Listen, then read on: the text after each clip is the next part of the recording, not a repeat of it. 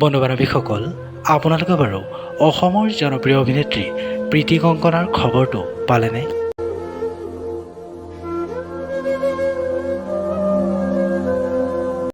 অসমৰ আন এগৰাকী জনপ্ৰিয় অভিনেত্ৰী প্ৰীতি কংকনা। জনপ্ৰিয় অভিনেত্ৰীগৰাকীৰ সেই খবৰটোৰ বাবেই দুখত ভাগি পৰিছে শিল্পী সমাজ। জনপ্ৰিয় গায়ক সীমান্ত শেখৰৰ পত্নী প্ৰীতি কংকনাৰ সেই খবৰটো সীমান্ত শেখৰে সামাজিক মাধ্যমত নিজেই প্ৰকাশ কৰিলে।